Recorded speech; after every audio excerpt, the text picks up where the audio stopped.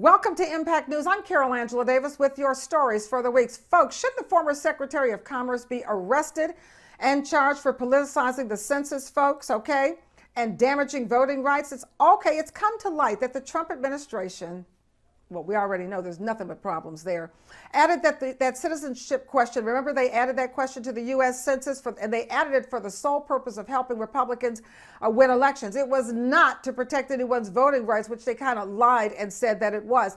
Now some people want Wilbur Ross, who's the former Secretary of Commerce, to be arrested for politicizing the census. Well, as you know, the Trump administration wanted to influence how the congressional districts are apportioned, making sure that it was beneficial to the Republican Party. So to do that, it needed to exclude non-citizens from the count.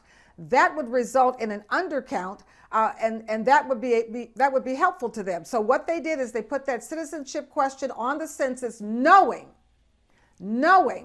that undocumented people would be fearful of being negatively affected, including being outed, of course, which would be terrible, and then deported, and so they would not fill out the census form. That would result in an undercount, which of course would give them cover to monkey around with the congressional seats and the electoral college votes. And folks, it worked. Oh yes, it worked, all right?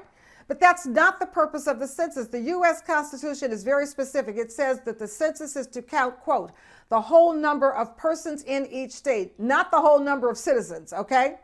All right, the census is used to determine how many congressional seats and each state gets and how many electoral college votes each state receives. As a result of this vile act, the 2020 census results were used to give Texas 2 additional electoral college votes. Florida, North Carolina, Oregon, Colorado, and Montana, each of them got 1 additional electoral college vote, while California, Illinois, Michigan, New York, Ohio, Pennsylvania, and West Virginia, each of them lost a vote. All right, folks? All gave Republicans greater and even outsized influence in these elections, and we all know what Republicans do with influence. They use it to denigrate, put down, and control women and people of color. And they also, so we know who we're dealing with. So therefore, we know we have to get rid of the Electoral College, because we're not going to be stuck with this mess for 10 years. Don't forget, the census lasts for 10 years. We can't be stuck with this mess for 10 years. So the Electoral College has to go. Also, we know that we have got to do something with Wilbur Ross because he did it.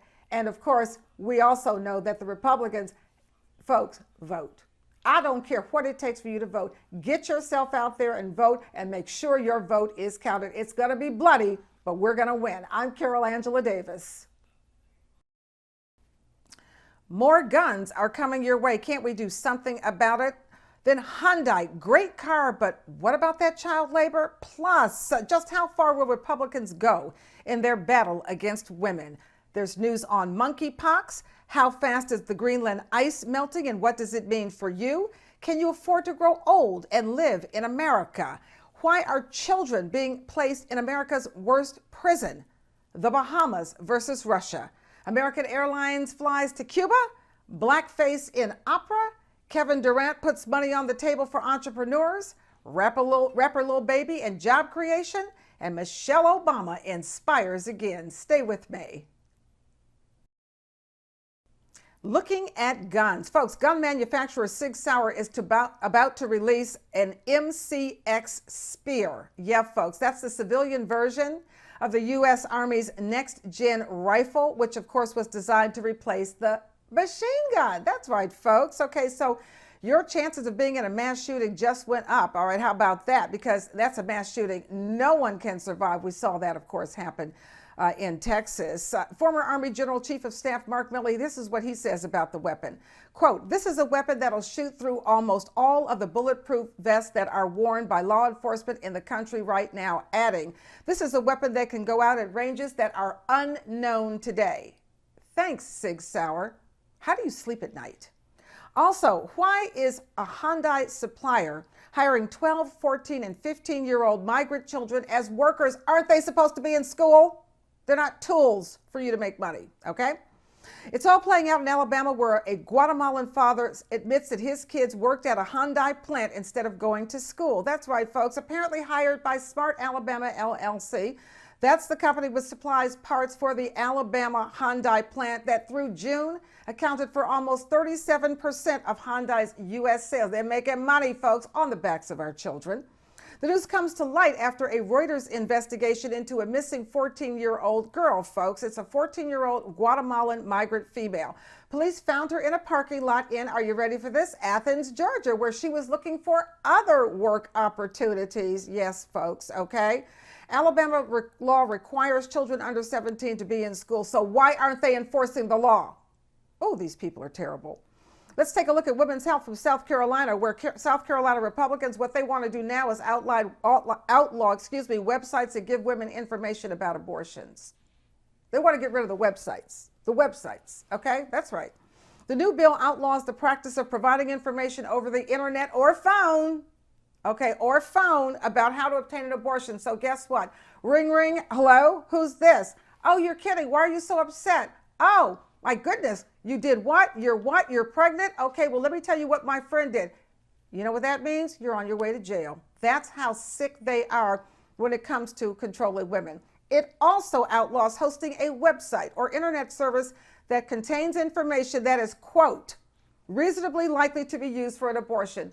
Bye-bye, WebMD and all those other health sites you go to when you need some help. These people are sick. All right, let's move on to the World Health Organization, which has declared the monkeypox outbreak a global health emergency already.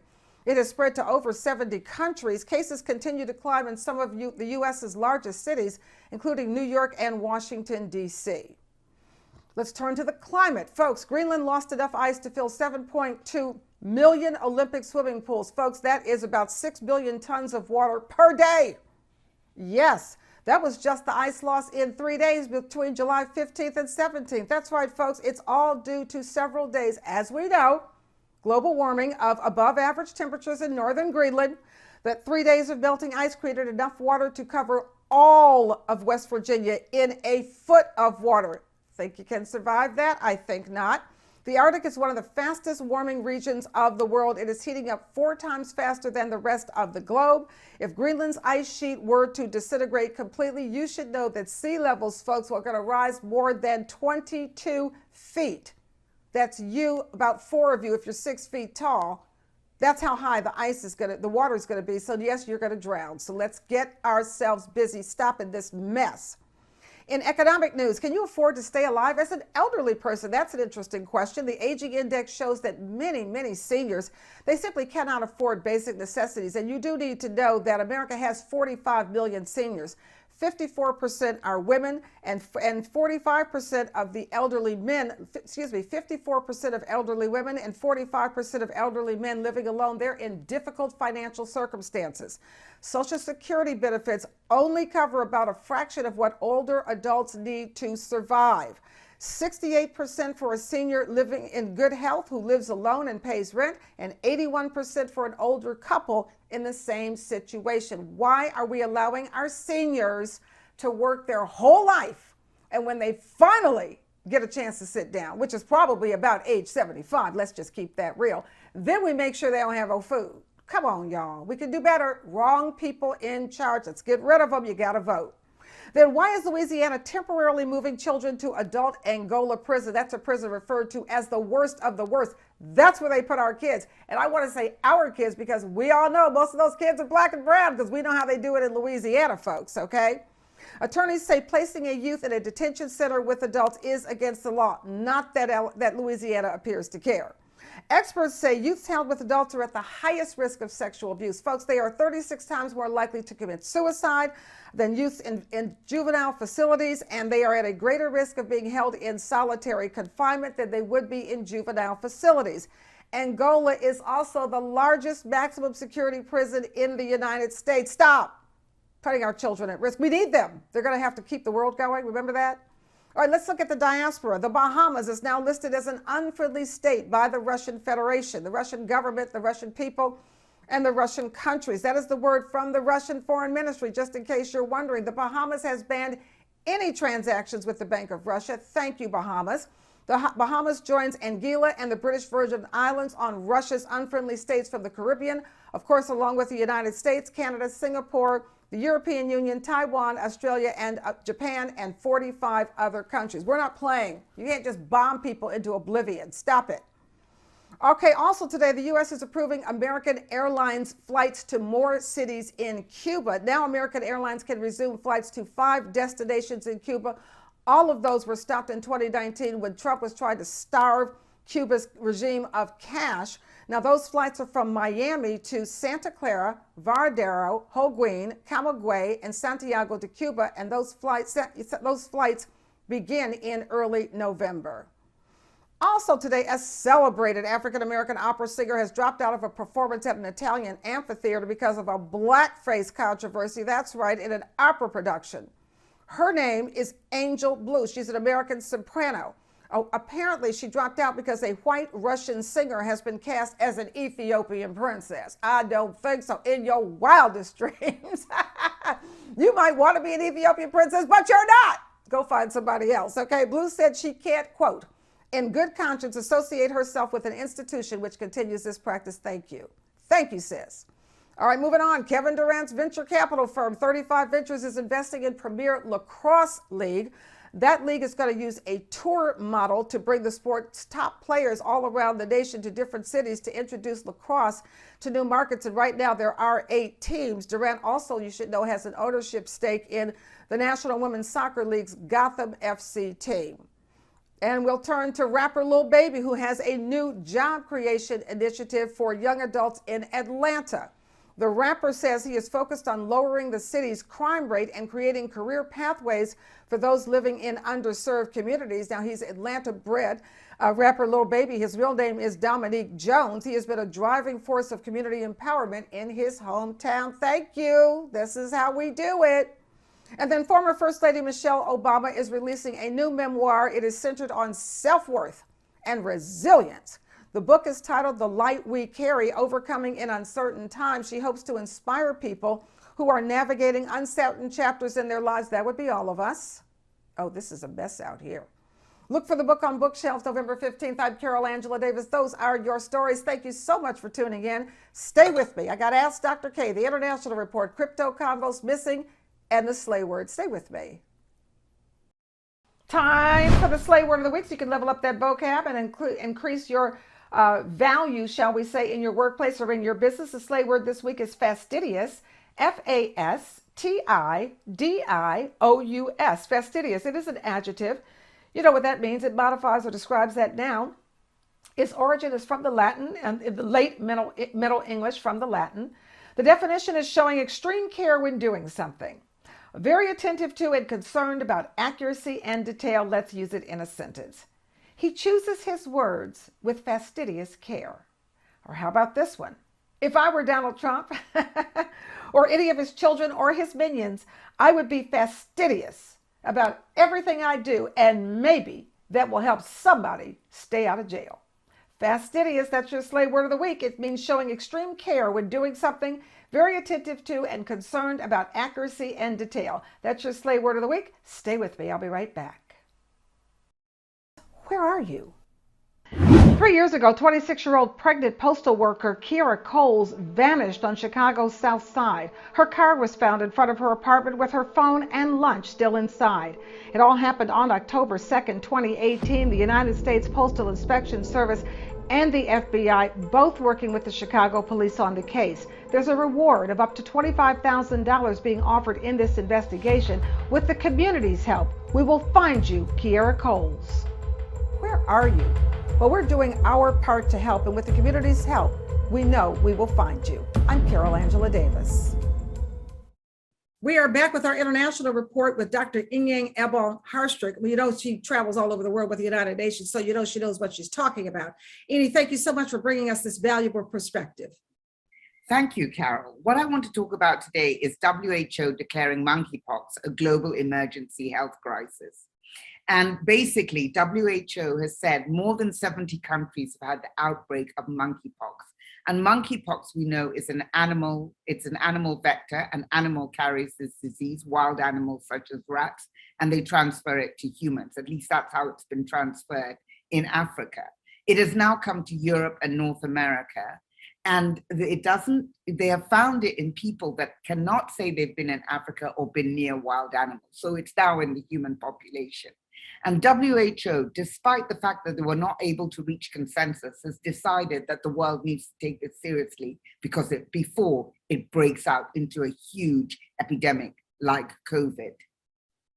Wow, it's very interesting. Thank you so much, Dr. Ingang Ebon Harstrup. Now you know that she knows what's going on around the world. She gives you valuable perspective. Stay with us. We've got to ask Dr. K. We'll be back right after this. Thank you, Amy. Thank you, Carol. What do you have for us today? Thanks for having me. So today I wanted to talk a little bit about the mindset that we should have inside this bear market. And I wanted to point out that a lot of people, when they were investing in the bull market, at that time, you didn't really have to do a lot of research, even though you should always do research. Always read white papers and look for the utility and the use cases of these crypto coins that you are investing in, because we can take the evidence of what has happened now that it's the bear market. All of the scams get flushed out. All of the things that didn't really have any weight get exposed. The exchanges that didn't really have liquidity get exposed. When everything's going up and it's the bull market and everything's fine and everyone's making money, you can pretty much just spin the wheel and pick a coin. But then as soon as everything goes down, as you can see, a lot of people have lost money because of the lack of due diligence and research and focusing on use cases, things that will be actually used inside the real world. And so I wanted to, of course, point out Bitcoin, Ethereum. Most of the top 10 is a safe bet, but you really want to be able to talk to somebody and explain what this crypto coin will be doing in the future, because it's looking very much like the .com bubble, where there were thousands of different websites. But as you can see, there's only a couple: Facebooks, Amazons, MySpaces, Googles. That's what we're aiming for in crypto with this new emerging industry. Of course, there's a lot of people trying to capture the lightning in a bottle. A lot of companies that, you just make a company, make a name, make a coin. Anybody can do that. So you really have to do your due diligence. And that's the crypto combo for this week. Thank you so much, Lionel. And that's why we need information now more than ever. We thank you for your expertise in the crypto industry. I'm Carol Angela Davis. This is Lionel the Builder Set with Crypto Combos, and we'll see you next week with more Crypto Combos, but stay with me for Ask Dr. K. Anyone who thinks that slavery ended in the 1860s with the signing of the Emancipation Proclamation are grievously wrong. If we caught a bird, we ate through the feathers and ate the bird. We didn't have nothing to cook on. We didn't have no stove. You know who you are and who we are. We're still on that big plantation. She was bonded to them until they died. She was their slave. They said, bro, we're gonna be killed tonight. Could that same white dude keep terrorists there?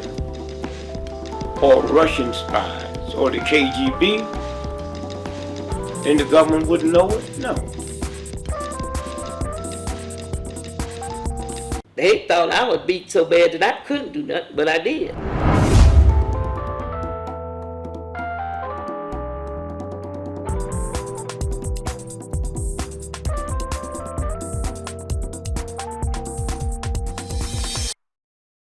We're back closing out the show with Ask Dr. K, because we always close the show out with your health in mind. Welcome, Dr. K. Thanks for having me. And as you know, I come in every week and I'm talking about food as medicine. And the diet that I advocate is always the whole foods, plant-based diet. Apple instead of apple juice. Orange instead of a vitamin C supplement. Eating the whole food is the most nutritious way to eat, and avoiding the animal-based diet, which includes chicken, it includes eggs, cheese, all forms of dairy, and meats. And this is an anti-inflammatory diet, and this promotes disease prevention, particularly in our community, those of us from the African diaspora. So today we're going to talk about Alzheimer's, and it turns out that Alzheimer's is primarily a disease of women, and it is primarily a disease of African Americans. Our incidence is almost double that of the Caucasian population, higher than that of the Hispanic population. So when we count the fact that 2/3 of Alzheimer's patients are women, and most Alzheimer's patients are African American women are very, very at risk for developing Alzheimer's disease as we age. So therefore, what can we do to help to prevent this terrible inflammatory-based disease? Number one, avoid the inflammatory diet and take control of your eating with a whole foods, plant-based diet. Your diet comes from the produce section of the supermarket. You will get all of your protein, all of your vitamins, all of your minerals, everything that you need to remain healthy. Another preventer of Alzheimer's disease, it turns out, is rest. In the middle of the night, when you're sleeping, your brain does the laundry. Plaques and things that have accumulated toxins during the day are washed out during rest. Inadequate rest doesn't allow this time. So we all need 8 to 10 hours of sleep per night throughout our lives, not just as we age, but even in the middle years. Shift workers have been shown to have a higher incidence of Alzheimer's disease. So these are two things. Third thing, exercise. Exercise every day. Doesn't have to be vigorous. 30 minutes a day is actually an Alzheimer's disease prevention. So let's think about this disease in our community, even though the research is not geared towards us, and let's do what we can to prevent this terrible outcome. Women have, I beg your pardon, Carol? Go right ahead. Oh, women have a much more robust immune system than men, probably something to do with childbirth and prevention of disease in a fetus, but that also makes us more susceptible to Alzheimer's disease later in life. Wow, thank you so much, Dr. K. That's why she's here. She's always thinking about you, always researching and using 30 years of practice to keep you healthy. I'm Carol Angela Davis. Thank you, Dr. K. Thanks for having me. And for all of us here at Impact News, we'll see you next week. And thanks for tuning in. Have a good week.